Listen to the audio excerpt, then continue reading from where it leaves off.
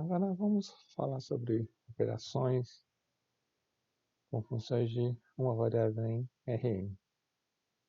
Tá? Então, dado uma função de A em Rn, podemos projetar f em cada coordenada, ou seja, a gente vai escrever a f como sendo um conjunto de fi's, né? Então, f de t vai ser a ênupla f1t até fnt, para t em A. Então, as fi's são chamadas de funções componentes. Então, também vamos escrever sem o t. Então, é f igual a f1 até fn. Né? Então, vamos pegar um exemplo aqui. F de t igual a seno t e a t, t. As funções componentes são a f1t é seno t, f2t é e a t e f3t é t. Então, na forma paramétrica, vamos ter o x vai ser o seno t, o y vai ser o et e o z vai ser o t, para t em R. Então, agora a gente já tinha visto as operações de soma de pontos no Rn, agora você vai fazer isso para curvas, né? Multiplicar por escalar e outras coisas assim. Então, dado fg de A em Rn, a soma das duas funções vai ser somar ponto a ponto, né? Já que seriam pontos do Rn. Se eu tiver k uma constante, a função kf vai ser calculada em t, vai ser k vezes a função f calculada em t. E dado uma f de uma variável, né? Então f vezes f calculado em t, esse f de t vezes f de t. Aqui é uma multiplicação por escalar, que f de t é um número real. E aqui temos f escalar g. Então, você faz o produto escalar ponto a ponto, né? Então, f escalar g calculado em t é f de t escalar g de t. E para n igual a 3, também podemos definir o produto vetorial, né? Que era feito para vetores em R3, né? Então, f vetorial g de t é f de t vetorial g de t. Então, é feito ponto a ponto também.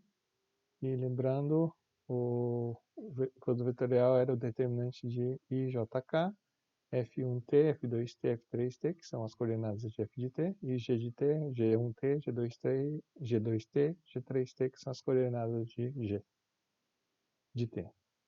Então, isso é denominado de produto vetorial de f e g. Agora, vamos passar a falar sobre limite e continuidade. Certo? Então, primeiro vai ter que falar sobre limite, né? Então, f de A em Rn, e aí o limite vai ser também um elemento de Rn, então L vai ser L1 até Ln.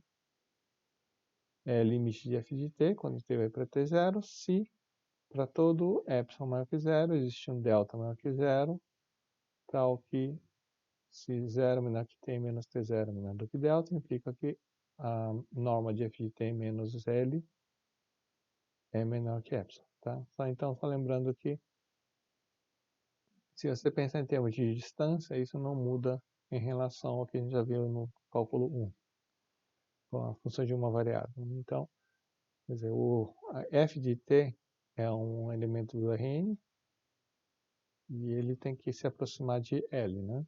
Então, e justamente isso aqui significa a ideia de que as duas estão próximas, né?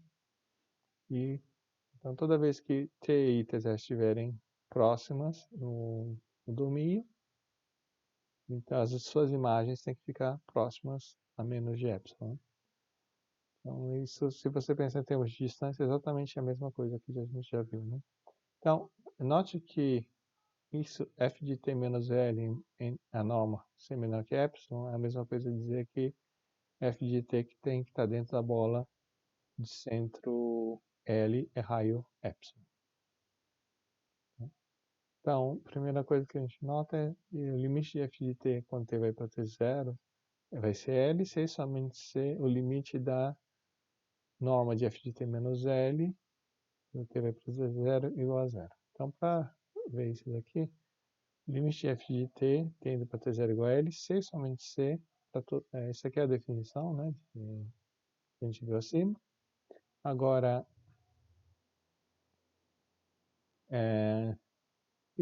essa parte aqui, norma de f de t menos L ser menor que epsilon, é equivalente a dizer que o módulo de f de t menos L, a norma disso aqui, menos o zero em módulo, é menor do que epsilon. Então, agora, isso aqui é exatamente a definição que o limite, quando t vai para t0, que a função norma de f de t menos L é igual a zero. Então, agora vamos considerar isso aqui, né? Teorema. Seja f de f1 até fn, que é uma função que vai de A para Rn, e L um ponto de Rn. Então, uma T0, um ponto de acumulação de A. Tá? Como a gente vai falar em limite, só faz sentido falar em limite quando o ponto é um ponto de acumulação. Tá? Porque senão você não tem nada do conjunto se aproximando de T0. Então, o limite de f de t quando t vai para T0 igual a L, C e somente C, o limite das coordenadas, né? F de t vai ser igual a Li quando t vai para T0. Aqui falta dizer que é para todo I, de 1 até N. Então, demonstração, pega I pertencente a 1 até N. Então, dado um epsilon, existe um delta. Essa aqui é a definição de limite, né? Recurso. Agora, temos que a distância entre f de t e Li, ela é igual a raiz quadrada de f de t menos Li ao quadrado. E isso aqui é menor ou igual à norma, porque esse aqui é menor ou igual a um dos fatores, né? Dessa conta aqui. Então, dá para ver que vale essa desigualdade. Então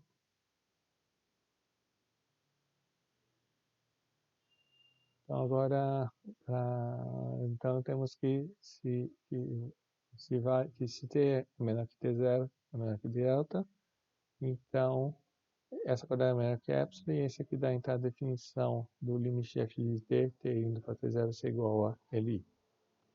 Agora, para a volta, você fixa um epsilon maior que zero.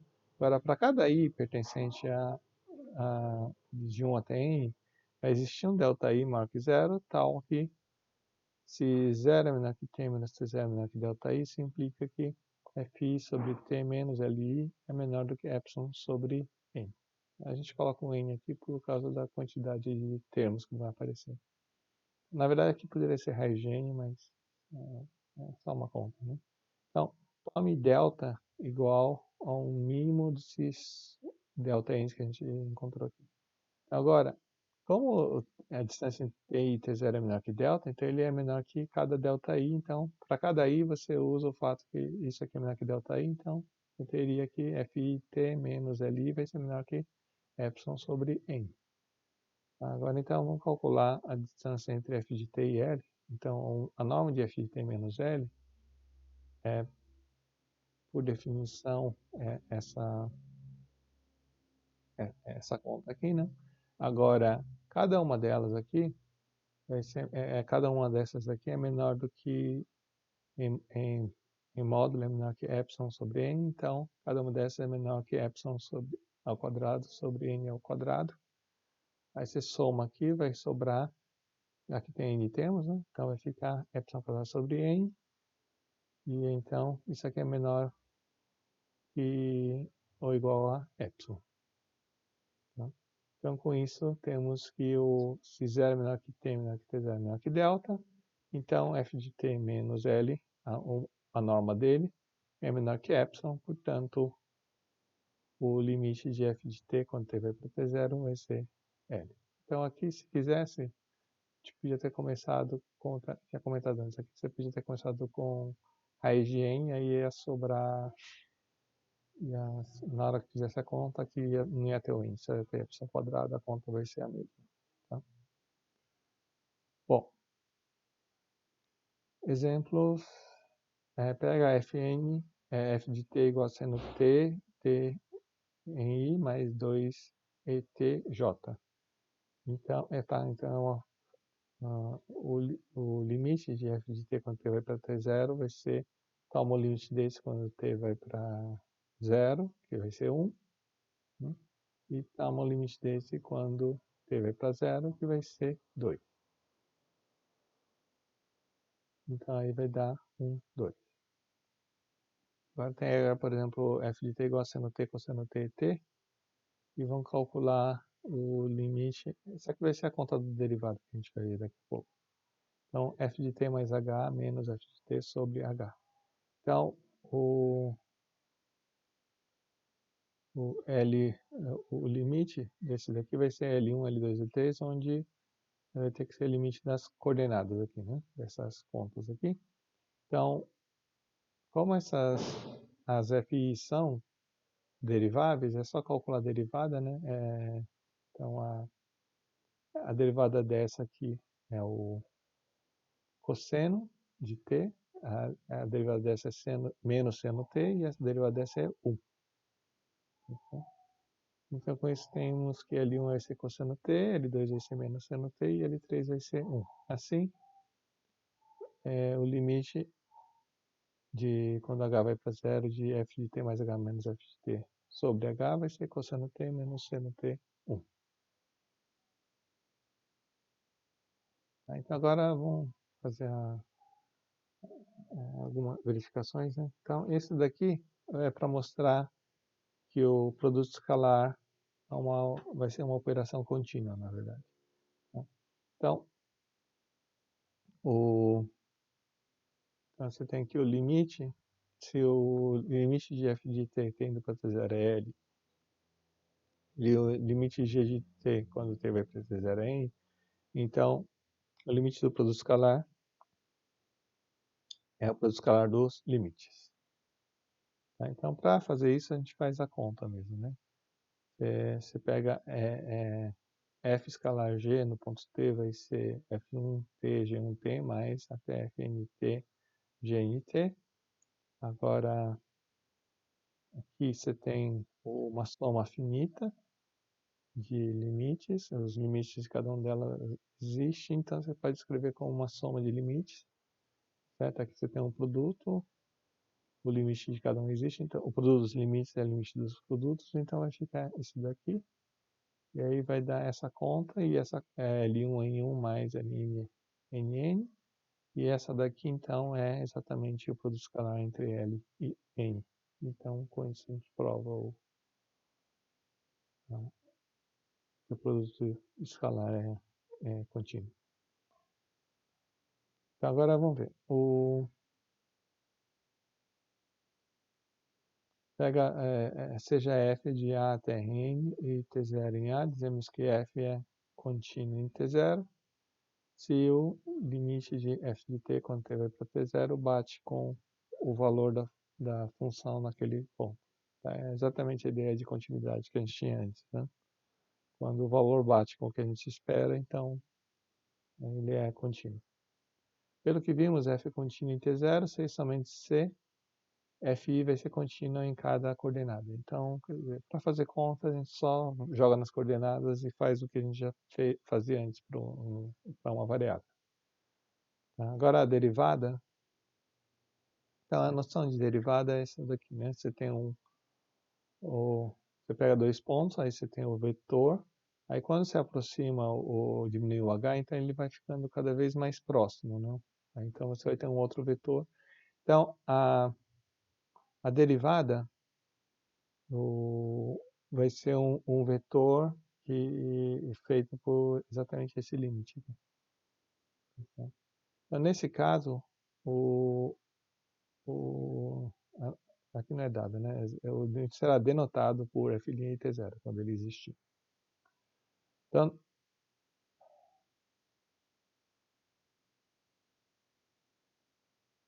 então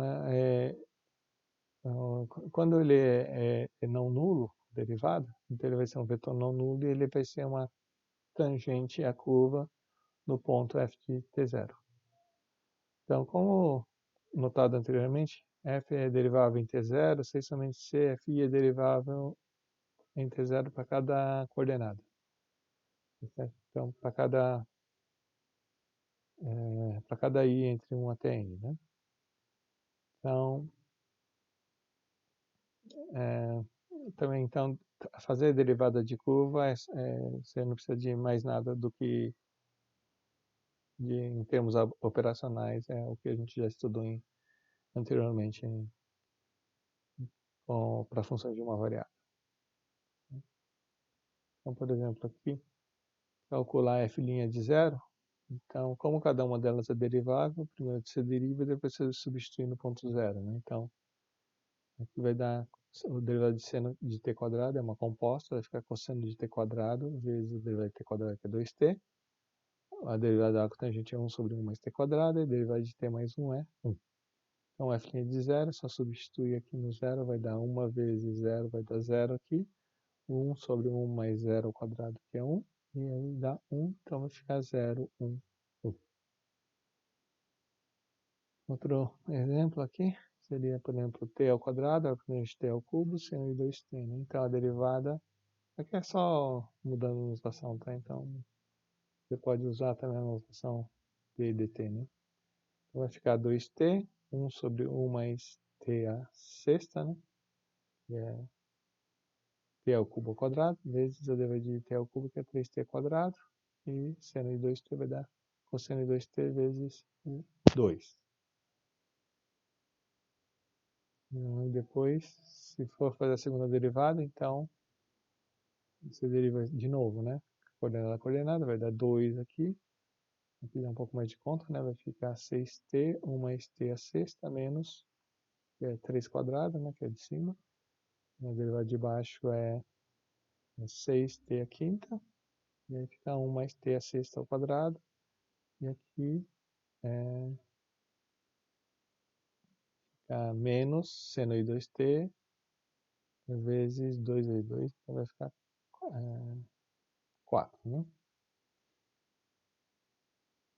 E vai ficar alguma coisa assim, né? 2. E a junta aqui vai ficar menos 12 sétimos. Mais 6 a t, 1 mais t ao sexto ao quadrado, menos 4 seno de 2t. Então, se df dt é diferente de 0, dizendo que df dt é um vetor tangente à trajetória de f em f de t0. Então, a reta, no caso, a reta tangente, né, vai ser x igual ao f no ponto mais lambda vezes o df dt t0. Denomina-se a trajetória de f no reta tangente, né? A trajetória. Faltou a palavra tangente. Bom, então pega exemplo 3. Pega f de t igual a seno t, cosseno t, t. Determine a equação da reta tangente, a trajetória de f no ponto f de 4. Então, f' de t vai ser, derivando aqui, coordenada vai ser cosseno t menos seno t e 1. Agora no ponto π sobre 4, então vai ficar raiz de 2 sobre 2, menos raiz de 2 sobre 2 e 1. E aí, equação da reta, então é só o ponto, né? Correspondente é raiz de 2 sobre... Aqui tem um raiz de 2 sobrando, aqui não tem raiz de 2, tá? É raiz de 2 sobre 2, raiz de 2 sobre 2, e π sobre 4 mais raiz de 2 sobre 2, menos raiz de 2 sobre 2, 1. Exemplo, pega f de t igual a cosseno t, seno t, encontra a equação da reta tangente e a trajetória de f no ponto f e menos π4. Então, f' no caso vai ser menos seno t, cosseno t. E aqui, então, f de menos π4 vai ser aqui dá o raiz de 2 sobre 2, aqui fica menos seno de π4, que é menos raiz de 2 sobre 2. E f', então, vai ficar aqui da raiz de 2 sobre 2 e aqui da raiz de 2 sobre 2, né? Então, se a gente for ver o desenho, o f de menos π sobre 4 é esse ponto aqui, e a reta tangente está para cá, né? Então, você vê que, no caso do cosseno t seno t, então, ela tá se movimentando no sentido anti-horário, né? E aí, essa aqui seria a reta tangente à trajetória no ponto f, no ponto f de menos π sobre 4, que é raiz de 2 sobre 2, menos raiz de 2 sobre 2, mais lambda do vetor aqui, né? A gente para por aqui também, que acho que já está um pouco longo.